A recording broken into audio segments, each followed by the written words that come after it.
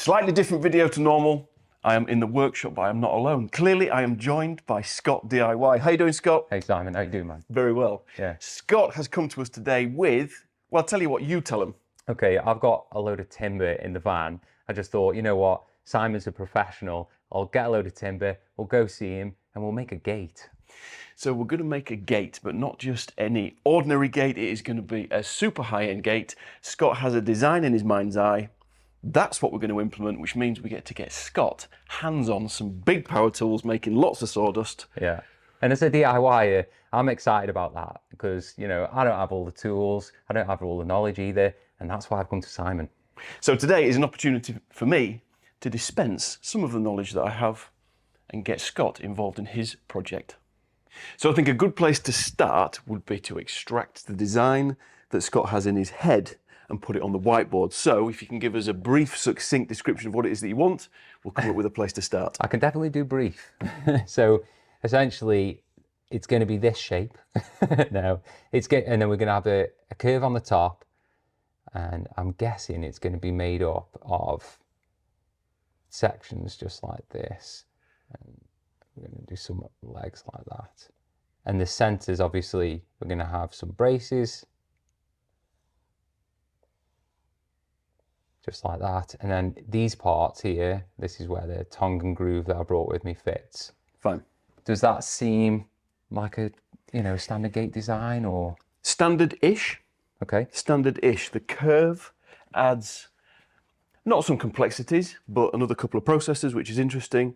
I also know, because you told me earlier, that you want the boards to be set in a rebate in amongst the frame. Yeah. Got that right? Yeah, yeah. So that's not how I've done it before, but that's fine. Okay. That's what your customer wants, where this gate's going to go. That's what they've asked for, so that's exactly what we're going to do. I think a good place to start would be at the beginning. That's pretty crucial. Yeah. And Scott's brought some rough sawn timber. It's very rough. It's very rough. Maybe get more than one piece. Otherwise it'll be here all day. This is the other reason why I'm working with Simon, because I know that I don't have to carry all of it. What, already? Yep. He's just trying to get out of the work, isn't he? He's always like this. So I've got soft skin.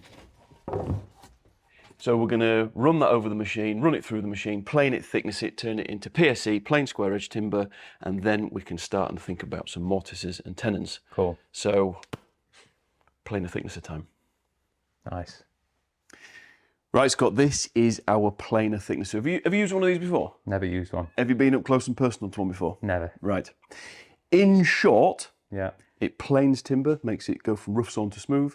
It thicknesses timber so you can make every piece exactly the same thickness, and it squares it as well. It's one of my favourite pieces of kit in the workshop. I bet. It's about the biggest piece of kit we've got in the workshop. This one's slightly unusual because of the blade. Historically, they had 2 or 3 straight knives across the cutter block.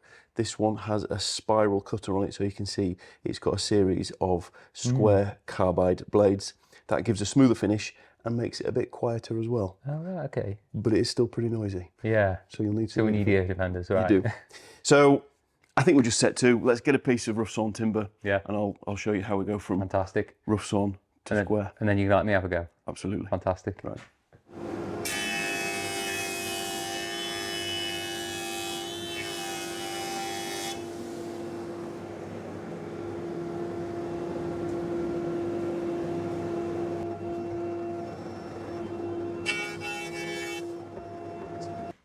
So what you've just seen me do there is flatten this big wide side, take any twist, any bend out of it, going straight across the top. Once that was flat, that gives us a reference point to make it square on this edge here. So now what we've got is a flat side and a perfectly square side, which gives the underside of the machine that you'll see in a minute something to reference from, so we can flatten the top, make it all parallel, and then square the other side as well. Yeah, so amazing. Rough sawn timber, a little bit bent, a little bit twisted, to PSE, plain square edge, or getting close to it. Yeah, I always wonder what plain square edge was when you go and buy it from a timber merchant. That's it, fantastic. It's your go. Okay, let's do it. Yeah.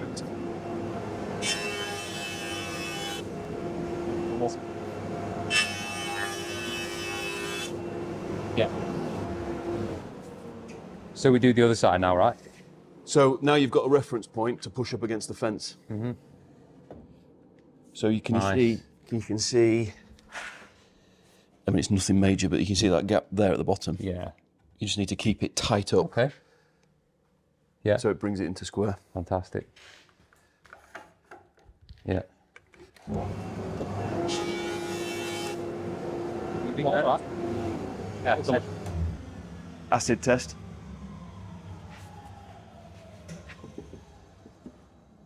That looks pretty good to me. Pretty good.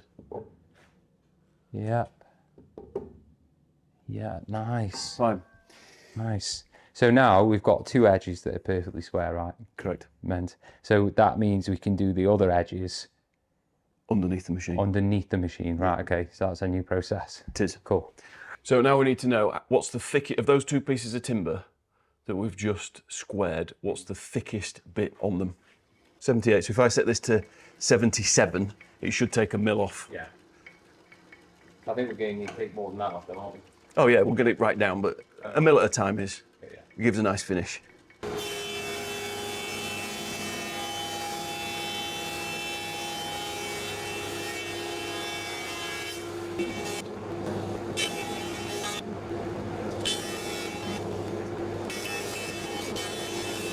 So now what we've got is two pieces of timber, both exactly the same thickness, parallel with one square side. Yeah. So the only other side to work on is this side, because this needs to be brought into parallel with the underside. Yeah. And that is the same as what we've just done with the timber stood tall. Amazing. And then you can already tell the difference. Before this was like a bit bowed in the middle like that, and it's just gone. It's perfectly square, isn't it? It is.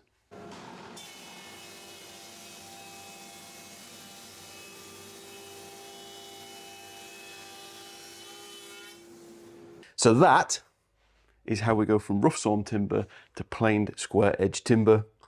Few processes, but now you know. Yeah. Now you know all of this needs to happen, so. Yeah, I'm actually surprised at how quickly it's done that, and the result is ridiculous. It looks amazing. It's good and accurate, isn't it? Yeah. But I think you're an expert now. Yeah. It's me, I'm having a tea break. What you're going to do is run all of these pieces. All of it? All of it through the machine. So when you're ready. All right then.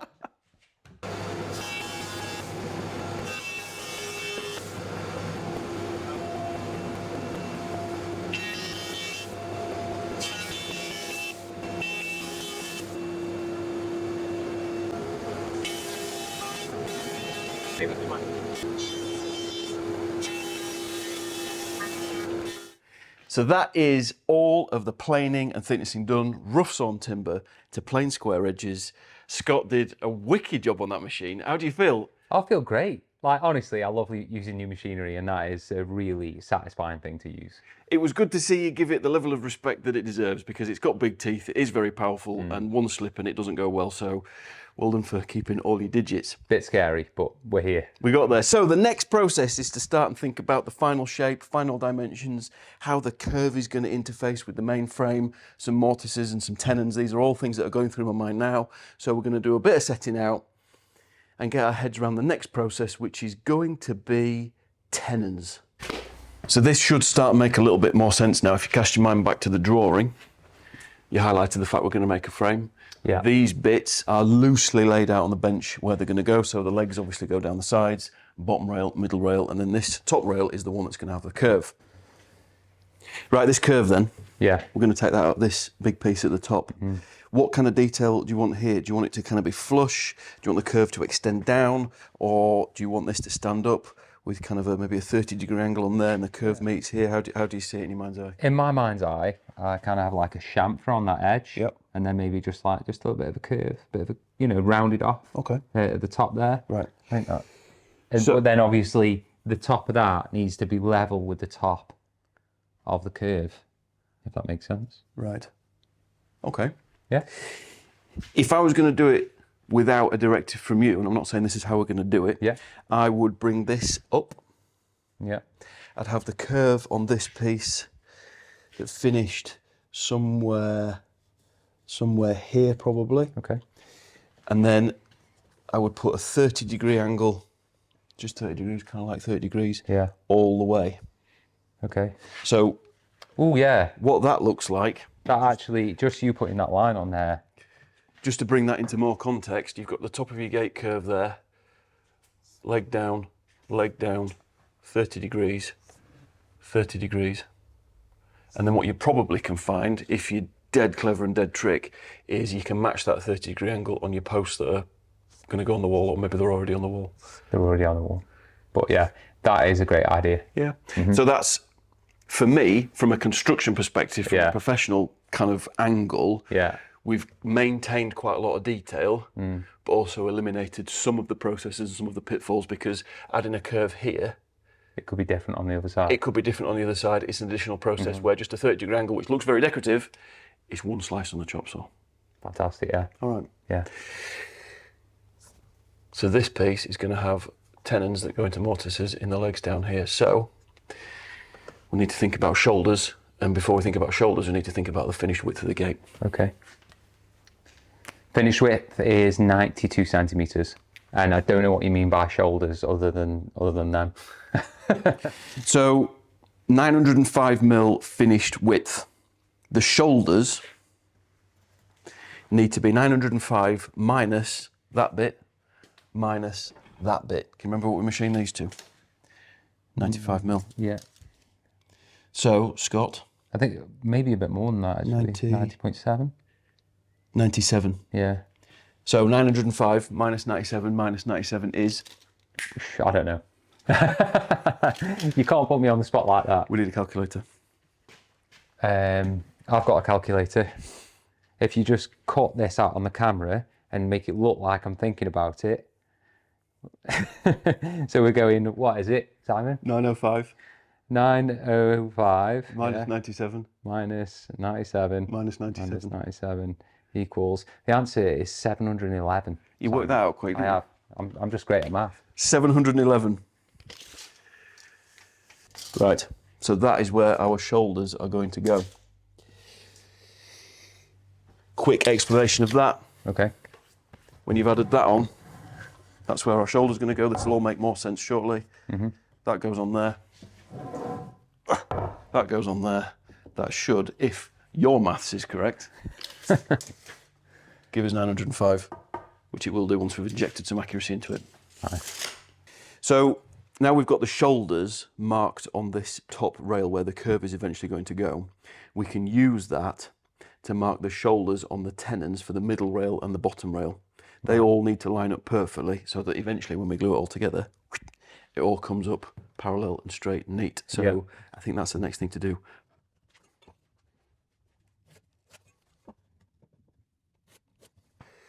If we get it wrong, we can just put a bit of filler into it. It's a big filler, a big piece of filler if this goes on.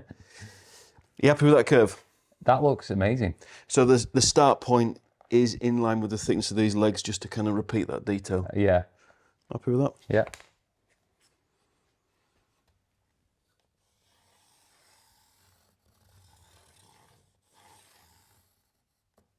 Nice. That's it, now we're committed. Yeah. So we've got all our measurements marked out, and now we need to put the tenons on. What's the best way of marking that out and then cutting it? And I know you've got that really cool tool, but we need to see it in the old-fashioned way as well. The original way. Our original way. Yeah, yeah. Right. So we're going to use the chop saw. Yeah. And we're going to set it to depth. Okay. We need to leave somewhere as close as we can to a third of the material. That's the bit that remains in the middle. That's what forms our tenon. So we're removing a third from both sides and leaving 1/3 in the middle. correct. Cool. So I've set my sliding square to 1/3. Yeah. I'm going to mark on there exactly where that is. Then we're going to set the chop saw to that depth, and that is what's going to cut our shoulders. Yeah. And then we'll swipe it all out, chisel it into shape, and that's our older way of doing it. Yep. About there.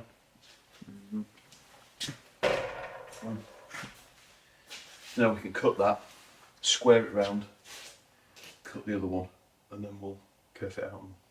Okay.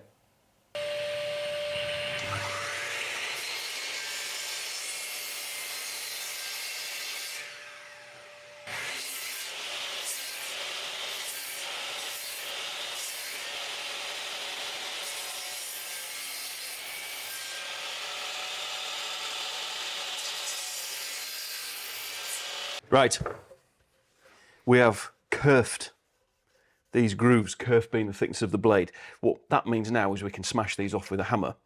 Interestingly, and Scott's just experienced this, although we set the depth stop on the miter saw, the actual final depth hinges on how much pressure you do or don't put on, because there's a little bit of flex in all these machines. I've had countless miter saws, they're all the same. Not enough pressure means you don't quite get to the depth stop, so the groove's too shallow. Too much pressure just causes the machine to flex ever so slightly. My first one was actually 1 millimetre too shallow. That's fine, there's just a bit more chiseling to do. The rest of them are pretty much okay. Scott's, and I'm not picking here, Scott, but you can see one, just slightly too deep, just a bit too much pressure. Doesn't really matter in this instance. Wait, I thought those ones were mine. No, these ones are definitely mine. Because of the glue we're going to use PU expanding glue. The fact that one of them is, we're talking 1.5 millimetres too deep, I'm not concerned about it. It's all hidden and it'll get filled up with glue and it'll be just fine. But just an interesting nuance with workshop machinery. You've kind of got to learn how each individual machine behaves. Yeah, for sure. You know.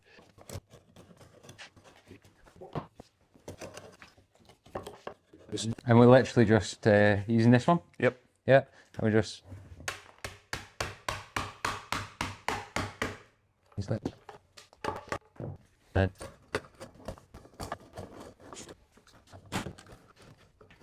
there an art to this? Is there a knack? We got a shoulder plane out, Mark, we haven't, have we? Not really, no, it's just whatever it takes to get the material off. I feel like you could get a little bit obsessive with this bit. Yeah. That is our tenon. Nice. It's too long at the moment, but that's fine. We can cut it off to whatever length we want. Better to be too long than too short. And that took us probably about 5 or 6 hours to do. It definitely took a little while. Yeah. I don't think we hung around though. I think we've gone through those processes and those motions pretty promptly, but there's a faster way. Right, Scott, are you ready? I am ready. I know you had to go on the plane of thickness there. Yeah. That was a little bit intimidating, but you got over it. This thing, which some of you will be familiar with already, is a Mafell NFU50 groove cutting machine. Doesn't look much, does it? This is the reason why I'm here. I haven't even come for you. This is literally the thing that I need to see. This thing knocks timber out faster than any other tool that I've got. It makes a chainsaw look like child's play. I'm just going to let you have a go with it. Well, actually, no, I'm not. I'm going to show you how it works. Definitely do that first. I'll show you how it works, show you what it does, Yeah. and then it's over to you, bud. Ace. All right. So this is a little bit like a plunge saw or a track saw that I think you're familiar with, right? So it's attached to its rail. It can't come off. There's 2 stops under here. They're set at 90 degrees. You push those 2 stops up against your timber, line the edge of the rail up with your line, pull the trigger, and hold on tight. All right? Yeah.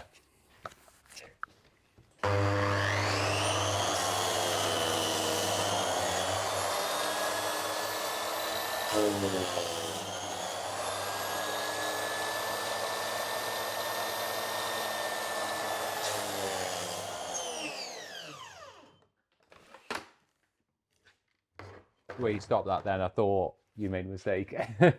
No, but that is so fast compared to all that what we've just done. It's taken a couple of processes, at least, possibly 3, and turned it into 1. And turn it into seconds. Exactly. Rather than tens of minutes. Exactly. So the key things, Yeah. those Up against the stops. do it in 2 or 3 swipes like I did, and then when you get to the line, it is very accurate. So You want just it right kind of on. go halfway across that line and send it on. And you've got to try stop it tipping as well. This timber's quite narrow, so Yeah, just, for sure, just be mindful of that. Yeah, yeah. All right. And in terms of buttons, just the one. Oh, up to go and then pull the press the trigger. button, the trigger to do it. Okay. And there's no practicing here. We're using this for the gate, so Yeah, exactly. pressure. So roll flush up against it. Yep. I'll bring it over just a little bit. We don't want it rocking. That's good. Pressure on. You one hand on here, keep the pressure on there, Okay. and it's going to come follow these tracks. Yeah. Let's go for it then.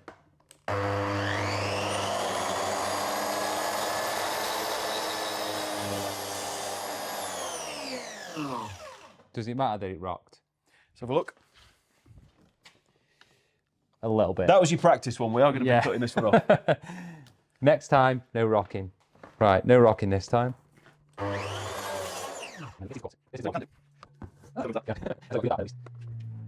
This is the big one. No pressure.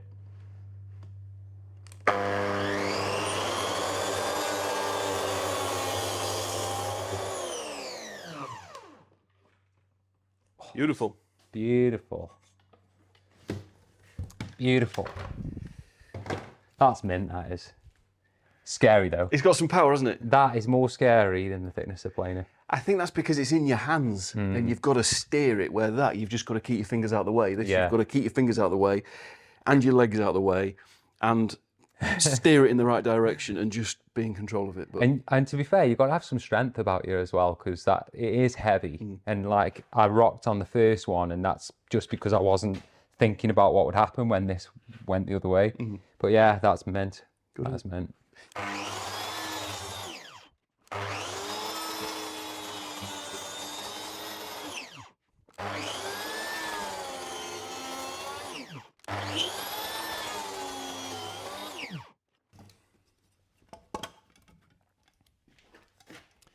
so that one has ended up, can you see there, look?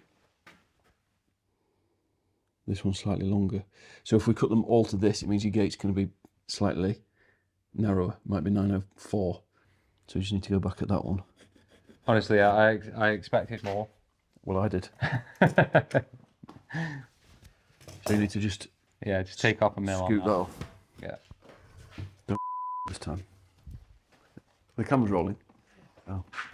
You see what I thought were here? Honestly. Everyone thought that Simon was the nice guy. Now I know what Mark knows.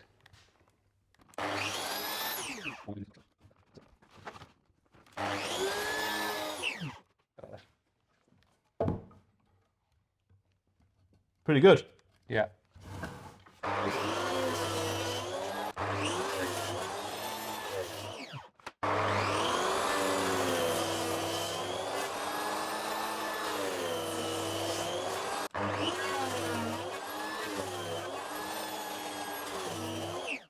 So tenons are done. Mafell got used. Yeah. Good, isn't it? Oh, minute. Effective. Anyway, so we're going to turn our attention to the curve now, which we've marked out already. You saw that earlier. We're going to cut all of this away to leave the portion of the tenon that we want. So it's too long and all of this is going to go. We're going to bring that tenon slightly down from this point where the curve meets, so that we've got an opportunity to get the bandsaw blade into where the curve starts. Cut the curve out, sand it nice and smooth. That's the next job. Yeah. Let's get on with it. Let's do it. So we are now over at the bandsaw. What we've done is cut the shoulders down to the height that we want to leave the tenons at. We did that on the miter saw. That felt like the best tool in the workshop to do that with. We're going to remove the rest of the tenon and then we're going to cut the curve. Yeah. I'm a little bit nervous about this because this is a one chance thing. Yeah. So that's why it's best you do it. That's why, well, maybe. Yeah. What it does mean though is that if you're seeing this video, that's because it went well. And we've actually got a video. Anyway, let's just go for it. Yeah, let's do it.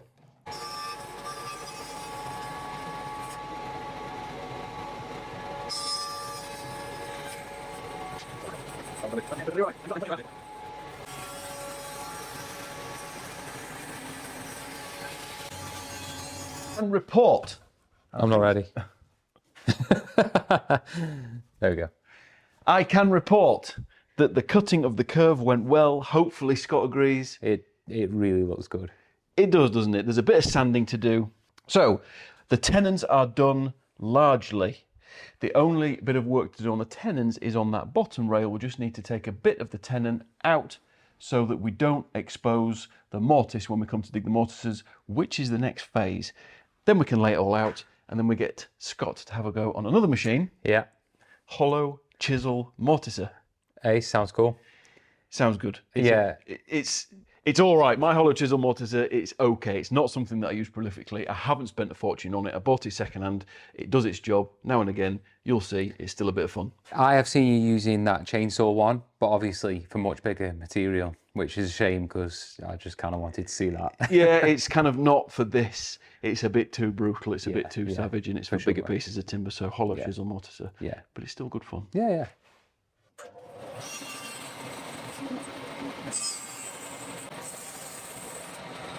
How tall does your gate need to be? Finished height to the top of the curve. Yeah, so the fence and the post that's next to it is 1.8 metres, 6 foot.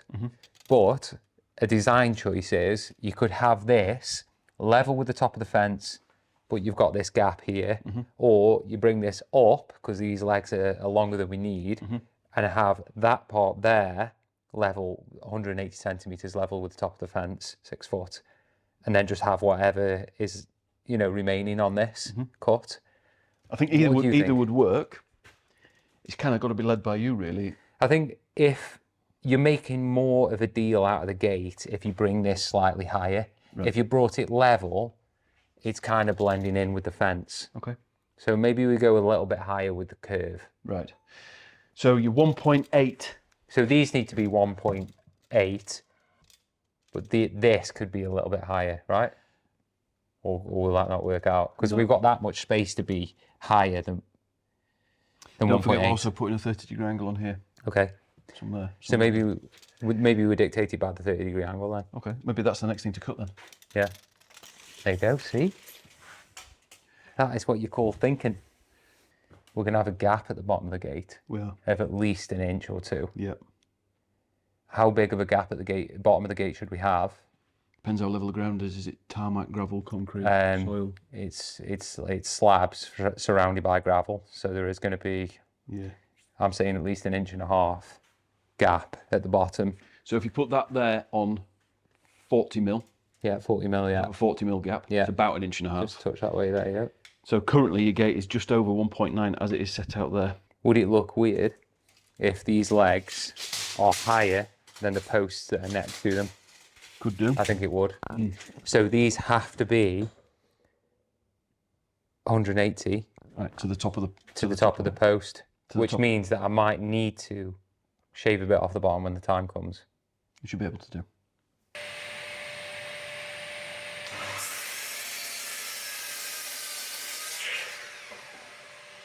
Right, do you want me? square it up. Well.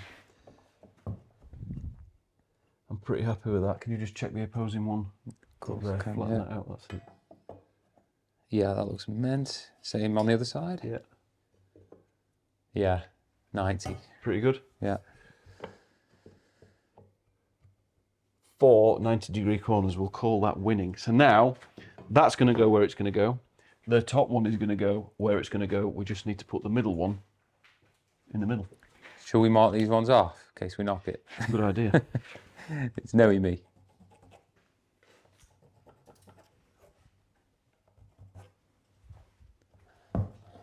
See? Wait. Which is the...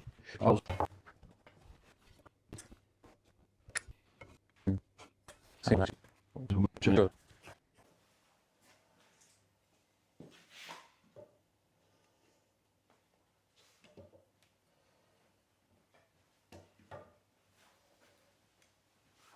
As though it's on like a jib or something. Right, Scott, this is a hollow chisel mortiser. This is not one of those pieces of kit that I've invested a fortune in. It only comes out now and again. I bought it second hand. It was broken when I got it, which is why it's got kind of a bit of a cobbled together clamp on it. It is what it is. It does its thing. Yeah. It makes a nice job. And that's all you can expect. That's all you can expect. You've kind of got to work with it. Yeah, it is what it is. Yeah.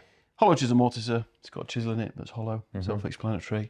But this is what we're going to use to dig our mortises. So I have made a mistake with this machine, and I guess a lot of other DIYers might do the same as well. I've got a pillar drill, small one, and I just thought I could buy those bits to put into just a normal pillar drill. I'm guessing you can't. And the reason why I say that is because of the size of that handle. leverage. Yes, yeah, it does take a bit of pulling. You're going to find out in a minute. I think actually you can buy attachments for a pillar drill that do this. How effective they are, I don't really know. Might be hard work because you haven't got the leverage, you haven't got the Exactly. strength in the machine. Exactly. Softwood, like we're on today, it's not too bad. Yeah. But when you're going into kiln dried oak, yeah, it's hard work. Yeah. Anyway, Cool. time is of the essence. Let's go, Don. Let's move on.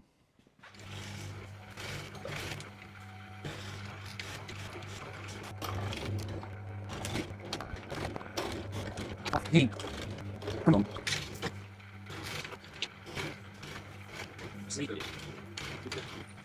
Right, Scott, you've seen me do one. It's a straightforward machine. Yeah. Turn it on, pull the lever. For your first cut, I've set it up forwards and backwards. Okay. For your first cut, just go in a bit and out, and then in a bit and out. And I've set the depth. You'll know when it gets to the bottom because it won't go any deeper. Okay. But just slowly, slowly catch your monkey. Okay. Over to you. No worries.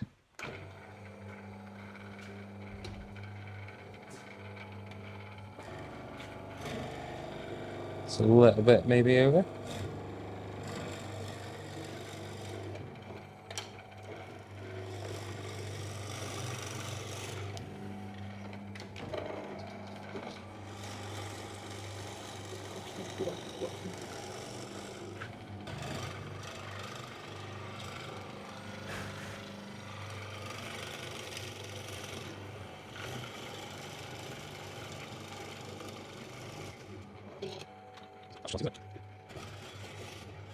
I'm actually surprised at how easy that is.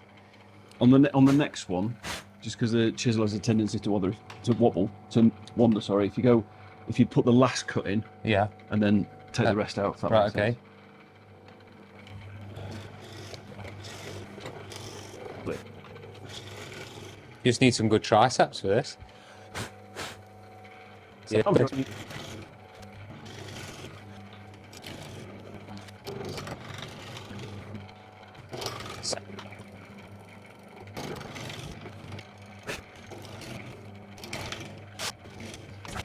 There you go. Pretty good. Nice. Yeah, it's good. Fine. So there's 1, 2, 3, 4 more to do. Let's do it. Right, Scott, is this taking longer than you thought, or are we ploughing through this quick sharp? Honestly, it's taking longer than I thought. Yes, that doesn't surprise me. There is a lot of processes in making a gate like this. So we have mortises, tenons. It's loosely fitted together. There's no glue involved yet.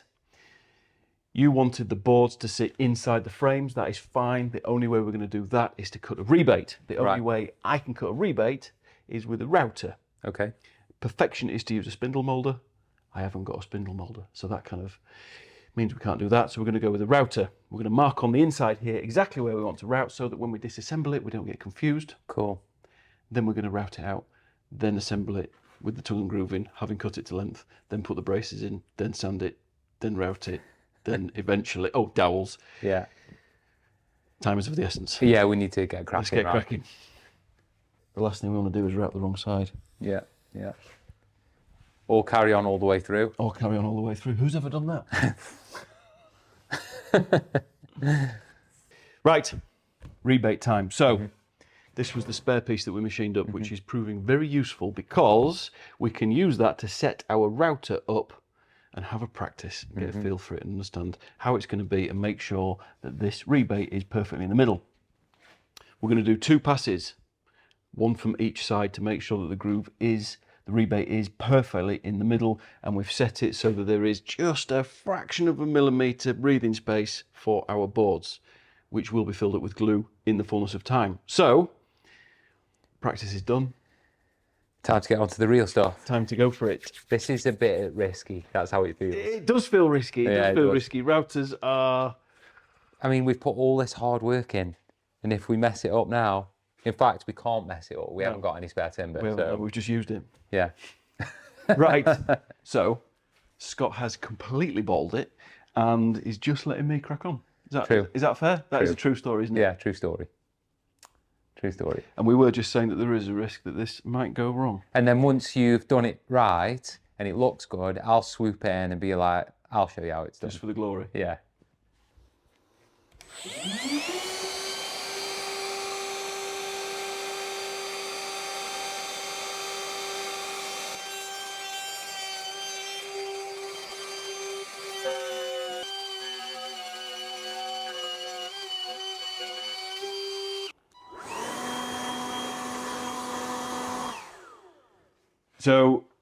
you've used routers before? I have used a router before, yeah. Fine.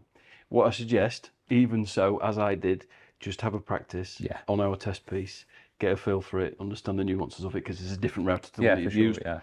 And then once you've convinced yourself that you've got a black belt in it, go for it. Yeah. All right? Let's do it. So we've got So you're gonna that's going to go take me up and down. Yep. How do I know at the depth that I stop at? Or do I just take out a little bit? It can't go too deep because I've set that to touch that. Perfect, yeah. So once you've got sufficient cut that you're happy with, send it along for a nominal distance. Just because it's a test piece. Yeah, exactly. There isn't really any rock in that, that's good. Okay, cool. And the go button. Is there. Okay. All right. Yeah.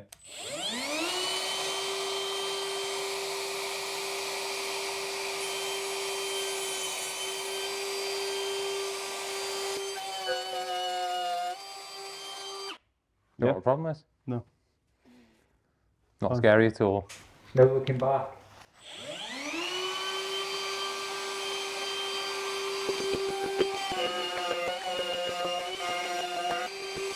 What?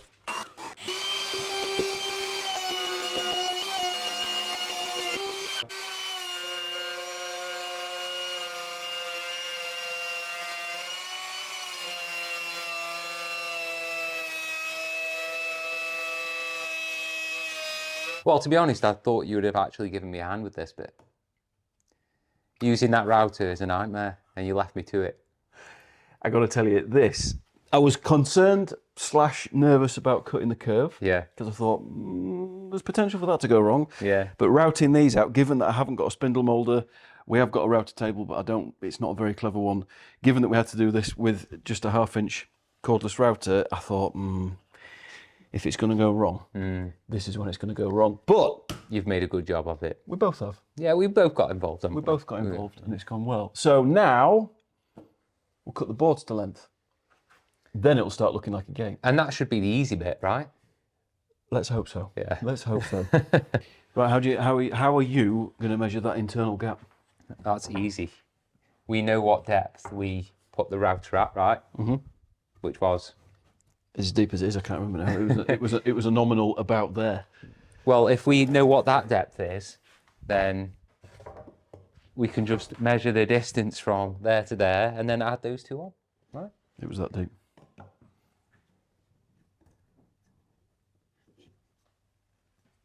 Okay. That deep. Which is 15 mil. 15 mil. Yeah, 15 mil. So 15 mil plus 15 mil, 30 mil, and then that distance. 685.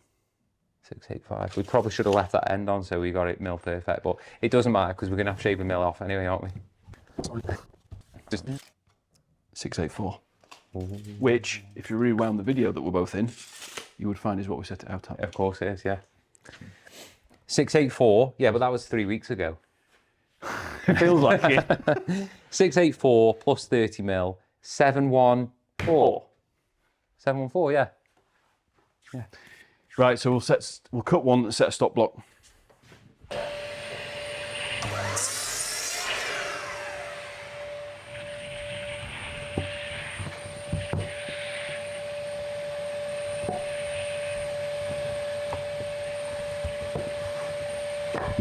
Yes.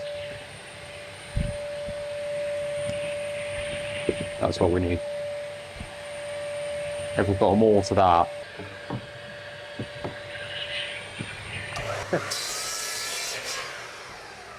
Oh. Right, Scott, we have cut all our boards to length. We have finished rebaiting, which is good news because that wasn't something I was looking forward to, but we did it. So now we've got to make sure that our panel of tongue and groove sits nicely centralised within our frame. So we're going to take a bit off the first board and a bit off the start board. we have packed them all out, we've spaced them all out by 2mm because they are going to expand. This is kiln dried timber and it's going to live outside, so they are going to expand. There's nothing you can do to stop it, so you've just got to make that allowance. Pack them out, 2mm packers, push them all together. Now we know our total width, which means we can work out how much to reduce it by, which means we can work out how much to cut off each edge. So a bit more simple maths, which we've been very good at so far. Yeah, we have, haven't we? That is definitely something I'm going to take with me, though. These spacing them out like this, not something I would have thought about. Very important.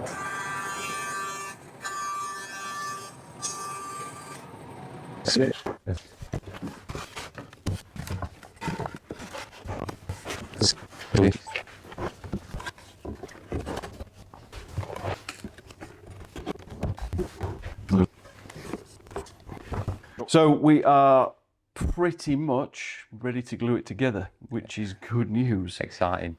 This piece is still fresh off the bandsaw, our curved top. There's going to be awkward areas to sand at the ends, so I suggest we sand that before we put it into glue and clamps. But once that's done, It's gluing time. it's time for the gluing time, that's right. Nice.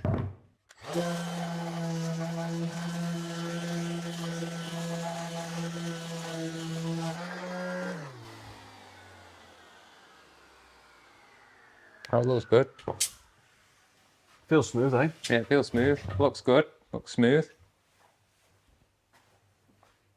Right. So we've got all the pieces cut, we've got the clamps out. How do we glue it together? What's the process? I'm sure you know the answer. Yes, kind of. Okay. It's always a bit of a bum fight when it comes to gluing up lots and lots and lots of components like we've got. So we're going to put our tongue and groove into the top, middle and bottom rail. Yeah. Then we're going to slot our legs onto each end. Okay. And then we're going to clamp it all up, checking for square and checking for flatness. So it's fast and furious and there's a lot going on. We're going to use two different types of glue. We're going to use PU expanding glue in the mortise and tenon joints for speed because it goes off quickly. And we've got to get it done. And we're going to use regular wood glue just in the rebates, just to nip the things up, just to stop them all bunching up to one side, because once we take the packers out, if there's nothing holding them, they could all move to one side. And we don't want that. So two types of glue. Something I wouldn't have thought about. So let's get it put together. So this glue's got quite a slow cure time, which is what we want right now. PU glue, the expanding glue, we're using that for its fast cure property.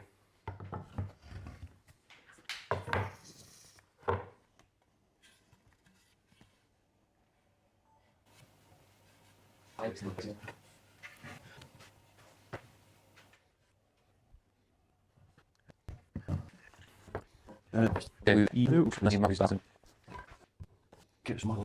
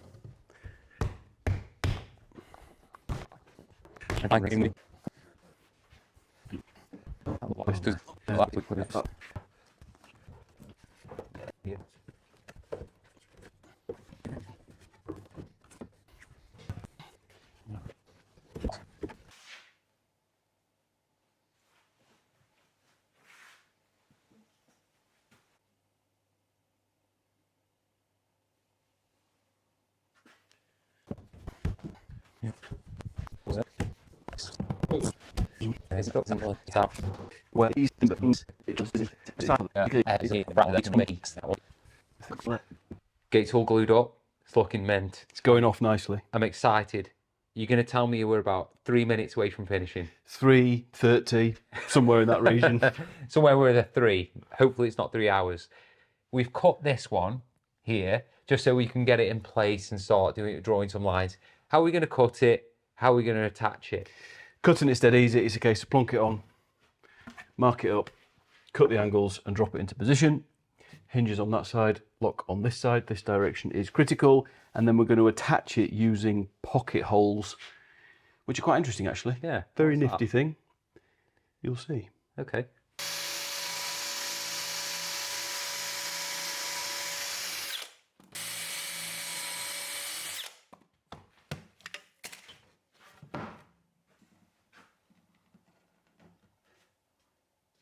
Edge about fitting this.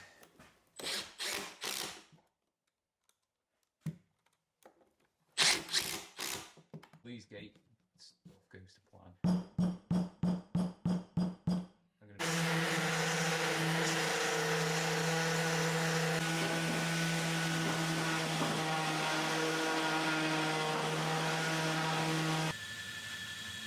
Full send.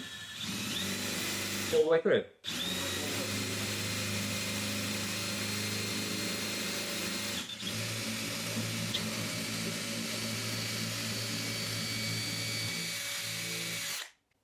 Do you want me to do the next one? Yeah.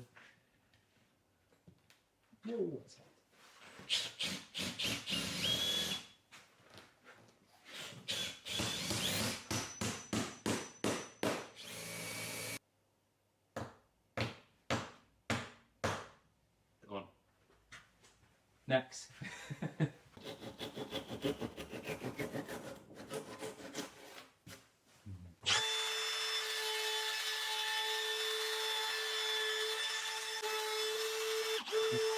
I am delighted to say, after what has been quite a long day, hasn't it? It's been a long day. The gate is done. So we have installed the cross braces. We have taken all the clamps off, obviously. We've put some dowels in. We've whizzed round it with a router, put a lovely chamfer detail on it, sanded it up, and we're just now kind of basking in our completed gate. Have you learned something today? Oh, I've learned a lot, not only just about the machinery, the words, the terminology used to describe some of the cuts, some of the material, some of the planing, everything. There's been a lot to learn, and it's all being packed into one long, long day. It has, hasn't it? For me to have you in the workshop, for me to be able to give back, to be able to explain and show and demonstrate and get you involved, Yeah. That's a real privilege. So thank you very, very much for coming and spending your time. I know it's been a long day and I know it's been a long drive, so I don't take that for granted. Well, honestly, I feel like there are people out there that would probably pay a lot of money to have you teach them a few of the skills that you've got. So I feel also privileged to be here. This is probably a good moment to ask you all to not forget to like and subscribe to our channel. Scott, thank you very much for your time, and I'm sure we'll see you again soon. Been a pleasure.